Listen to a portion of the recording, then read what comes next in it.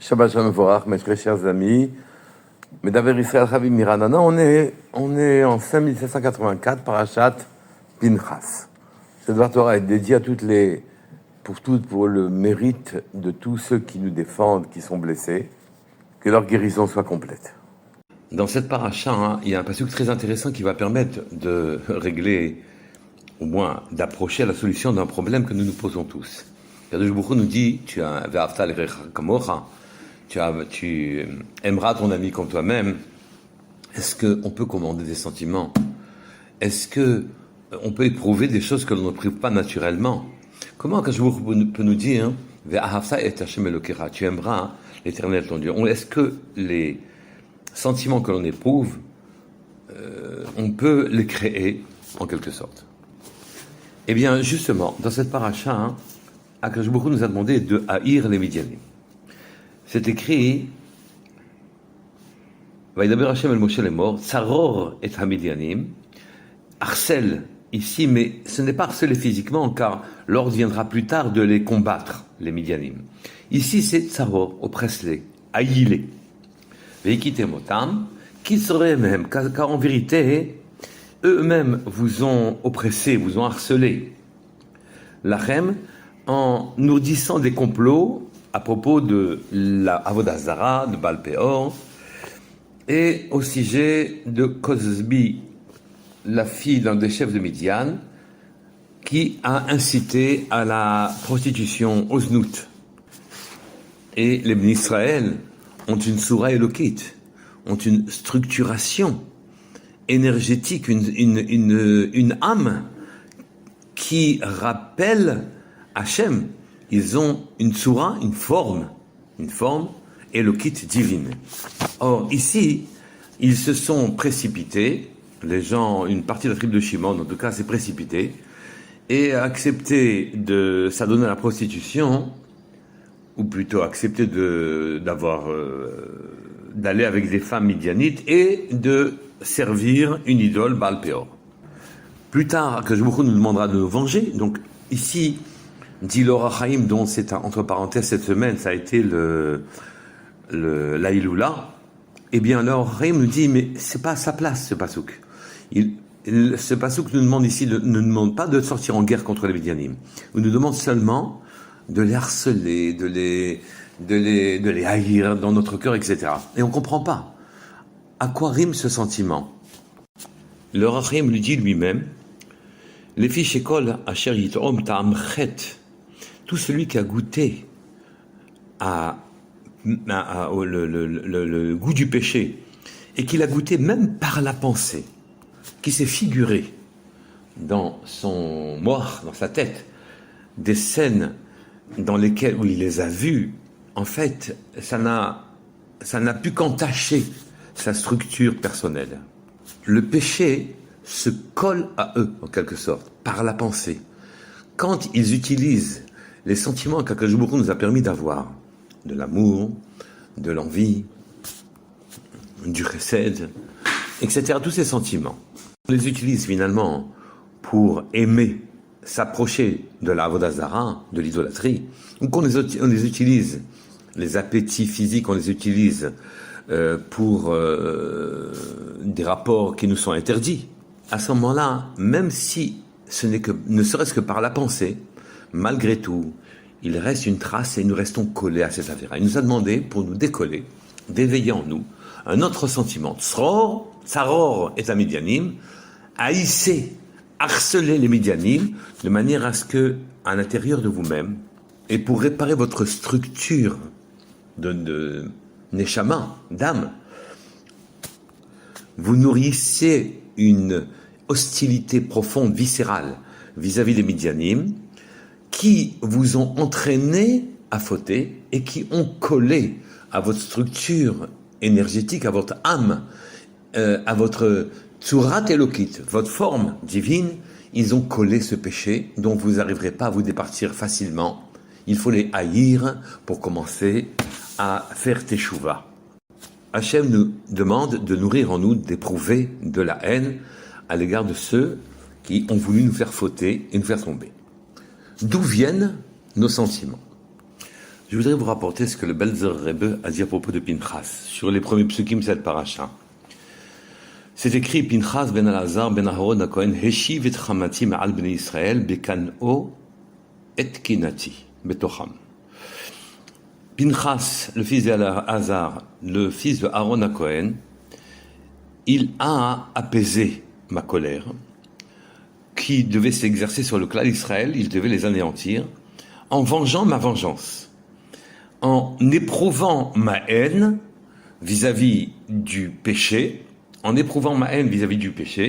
et en ne le repoussant, en ne l'acceptant pas comme moi, Hachem, je ne l'accepte pas, il s'est levé à ma place et il a envoyé une lance qui a transpercé Kozbi Batsur, une des princesses de Médiane, et un des chefs de tribu de la tribu de Shimon, Zimri ben Salou. Des personnages extrêmement importants. Pinchas a reçu pour ça beaucoup de cadeaux. Un des cadeaux, c'est qu'il a vécu, il vit éternellement, et il est présent à toutes les milotes.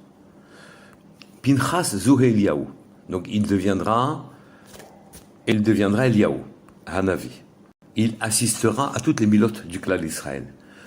Qu'est-ce qui a fait qu'un homme paisible comme Pinchas, qui a accepté sans broncher de ne pas être parmi les Kohanim, alors qu'il était lui-même descendant d'Aaron, puisque ce ne sont que ceux qui ont été avisés qu'ils seraient Kohen, après cet ordre-là, deviendront Kohanim, ceux qui étaient nés avant ne le sont pas. Donc il a accepté son sort tranquillement. C'était un homme sans colère. Où a-t-il cherché en lui cette ressource-là, de nourrir la colère qu'Hachem aurait nourrie? Où il l'a trouvé? Le Belzer Rebbe cite Teilim, qui dit « Ve'kel zo'em bechol yom ». Hachem est courroucé, se courrouce bechol yom chaque jour. Chaque jour, il regarde la terre, les hommes, il espérait qu'il fasse mieux, et il est déçu. Mais on peut se poser la question, mais à quoi donc sert cette colère? Une seconde, pour finalement s'apaiser et que la vie normale continue. Ça vaut mieux pour nous, évidemment, mais nous avons appris dans la paracha précédente que Bil'am savait trouver ce moment de colère d'Hachem, et à ce moment-là, il disait un mot dans ces 7 secondes-là, il disait Kalem, anéanti, et donc sa malédiction atteignait la personne à qui il destinait cette malédiction. Donc il savait repérer le moment où Hachem se courrouçait, et il la malédiction s'appliquait. Mais pourquoi faut-il qu'Hachem soit en colère, même un instant par jour? Tant qu'à faire, autant laisser vivre le monde, et que le jour, le moment où il le souhaite, pas tous les jours, ils sont en colère quand le moment vient, qu'ils jugent bon, qu'ils se mettent en colère contre les créatures qui le méritent. C'est que non. En vérité, on a besoin de la colère d'Hachem. C'est que la colère d'Hachem, pour nous permet, en vérité, quand ce sentiment est jeté sur terre, c'est une énergie particulière qui nous permet de ne pas accepter que des avérotes soient commises, qui nous permet de nous rebeller pour des idées, pour ce qu'Hachem a donné, pour des mitzvot, oui, de trouver en nous les ressources qui nous permettent d'être parmi les zélateurs, ceux qui finalement se battront jusqu'au bout pour que le monde d'Hachem arrive là où il doit arriver, pour qu'un monde de vertu et pas un monde malsain puisse se perpétuer. Pinchas a utilisé cette colère d'Hachem qui n'accepte pas la faute et le péché, qui ne dure qu'une seule seconde chaque jour. Eh bien, il a utilisé cette force-là, alors qu'il ne l'a pas naturellement, pour pouvoir transpercer de sa lance les 2 fauteurs d'Israël. Il a arrêté l'épidémie et le peuple d'Israël a été sauvé, car Akadosh Baruch Hu menaçait de l'exterminer. Mais au passage, nous apprenons que tous les sentiments que nous éprouvons, qui émeuvent notre âme, qui nous naissent dans l'âme, justement en question, naissent chez Akadosh Baruch Hu, qui est notre âme. Si nous éprouvons de la miséricorde, c'est la troisième des 7 midot. Qu'Akadosh Baruch Hu, il a lancé de la miséricorde dans le monde, et donc nous éprouvons de la pitié, de la miséricorde pour le pauvre.